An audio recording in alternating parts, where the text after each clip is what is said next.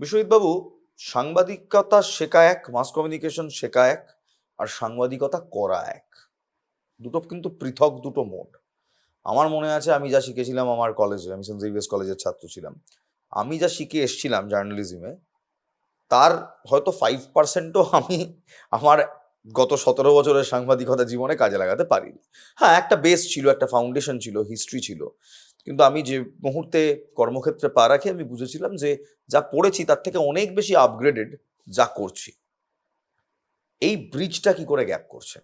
আর এই মুহূর্তে দাঁড়িয়ে একজন মাস কমিউনিকেশন স্টুডেন্টের হাতে চাকরির কি কি অ্যাভিনিউজ খোলা আছে? খুব সুন্দর প্রশ্ন। প্রথমে আমি একটা ছোট্ট 1 মিনিটের গল্প বলি।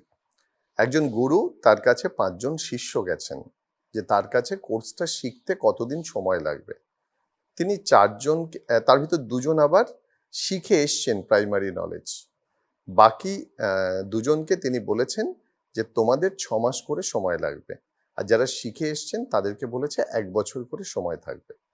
তার কারণ পরবর্তীকালে গুরু বলছেন, যা শিখে এসছে আমার প্রথম 6 মাসে সেগুলো ভোলাতে হবে, আর পরের 6 মাসে নতুন করে শেখাতে হবে। এরকম একটা ধারণা সাংবাদিকতা সম্পর্কে ছিল। আপনি জানেন যে প্রধান সারির যে সংবাদ মাধ্যম অনেকে, তারা বিজ্ঞাপনে বলে দিত যে সাংবাদিকতা নিয়ে পাশ করলে তারা অ্যাপ্লাই করবেন না। এখন কিন্তু ছবি বদলেছে। এখন সেটাকে অগ্রাধিকার দেওয়া হয়। অগ্রাধিকার দেওয়া হয়, কারণ আমি একটু আগে বলছিলাম যে প্রযুক্তিটা চলে এসছে, সাংবাদিকতার কারিকুলাম চেঞ্জ হচ্ছে, পড়ানোর স্টাইল চেঞ্জ হচ্ছে। প্রচুর মানুষ প্রফেশন থেকে আসছে, এসে তারা সাংবাদিকতা শেখাচ্ছে মানে গেস্ট লেকচারার হিসাবে। অর্থাৎ তারা ওই যেটা বইয়ে লেখা আছে সেটা ভোলানোর চেষ্টা করছে, যে প্রাথমিক ভোলানোর কাজটা মিডিয়াতে না এসে কলেজগুলোতে হয়ে যাক। তার কারণ এখান থেকে একটা হিউজ এরিয়া রয়েছে যেখানে সাংবাদিকতার চাকরি হয়। প্রথম ভুল ধারণা, সাংবাদিক মানে একটা বুম হাতে নিয়ে ছুটে বেড়াতে না, হবে। এটা নয় একেবারে। এর পাশে প্রত্যেকটা মিডিয়া, ইলেকট্রনিক মিডিয়ায় ডেস্কে কাজ রয়েছে। প্রচুর মানুষ আছে যারা ডেস্কে কপি লেখেন, এডিট করেন, এবং একটা স্টোরিকে রান করাতে গেলে যে যেগুলো করতে হয়, প্রডিউসার দরকার হয় সেটা। আর প্রিন্ট মিডিয়ার ক্ষেত্রেও আমরা দেখেছি এডিটিং এবং রিপোর্টিং দুটো important. Public relation, image building এর ক্ষেত্রে আজকে তো আপনি দেখছেন রাজনৈতিক দল বা কর্পোরেট হাউস সবাই পাবলিক রিলেশন খুঁজছে, কারণ ইমেজ তৈরি করাটা একটা বড় কাজ। অ্যাডভার্টাইজিং, এই দুনিয়াটা কনজিউমারাইজড ওয়ার্ল্ড, বিজ্ঞাপন না দিলে মানুষ বিশ্বাস করে না। সেটা মাস কমিউনিকেশন থেকেই আসে। প্রচুর ছেলেমেয়েরা তারা মাস কমিউনিকেশন থেকে এসে বিজ্ঞাপনে আসছে। টেলিভিশন প্রোডাকশন, এই টেলিভিশন প্রোডাকশন মানে আমি বলছি আপনাকে নিউজ নয়, যারা সিরিয়াল তৈরি করে, সিনেমার ক্ষেত্রে একটা বড় অংশ রয়েছে। আর সব থেকে বড় হচ্ছে ডিজিটাল মিডিয়া।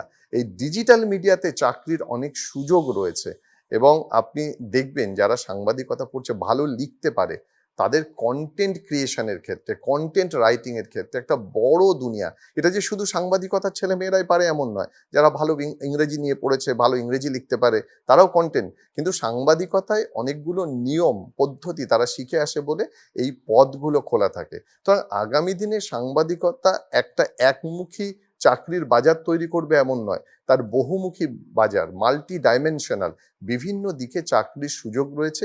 এটা ডিপেন্ড করে যখন একজন ছাত্রছাত্রী শিখছে, পড়ছে, তার ইন্টারেস্ট কোথায়, এবং সেখানে শিক্ষকের ভূমিকা আছে, সেখানে কারিকুলামের ভূমিকা আছে, যে সেই বিষয়ে যার যেটাতে ইন্টারেস্ট, তাকে সেই বিষয়ে যদি একটু বেশি যত্ন দেওয়া যায়, তাহলে কিন্তু সেই বিষয়টা নিয়ে সে আগামী দিনে নিজের কেরিয়ার তৈরি করতে পারবে। এই যে আজকালকার দিনে বিভিন্ন কলেজে জার্নালিজম ল্যাবস হয়, এই ল্যাবগুলোতে ঠিক কি ফাংশন হয়?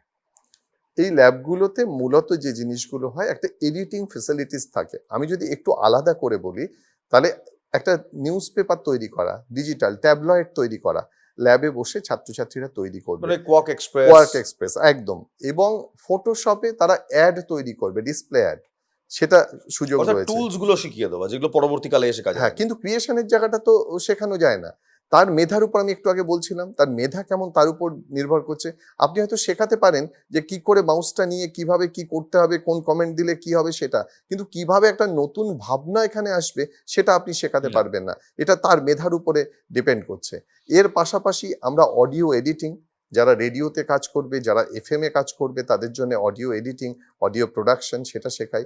টেলিভিশনের ক্ষেত্রে গেলে একেবারে PTC, কিভাবে দিতে হবে। আপনি জানেন যে পিটিসি দিতে এসে সাংবাদিকতার ছেলেমেয়েরা এখানে যখন আসে তাদেরকে দেখলে আপনারই কষ্ট হবে, আপনি হয়তো ওখান থেকে বেরিয়ে যাবেন। না, আমার নিজেদেরটাও মনে পড়ছে, আমরা যখন প্রথম পিটিসি দিতাম, সে এক লম্বা কাহিনী।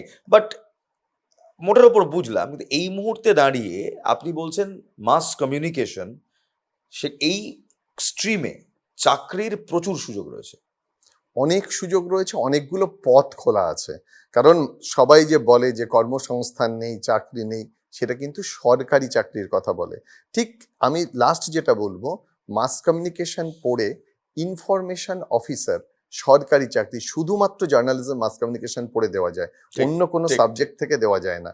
সেটা কেন্দ্র সরকারেরও আছে, আবার রাজ্য সরকারেরও আছে। সেখানে সরকারি সুযোগও রয়েছে, আর বেসরকারি ক্ষেত্রে অনেক চাকরির দিগন্ত খুলে গেছে, কাজের দিগন্ত খুলে গেছে, যেখান থেকে উপার্জনের একটা পথ বেরিয়ে আসে। বেশ, ধন্যবাদ, অসংখ্য ধন্যবাদ বিশ্বজিৎ বাবু।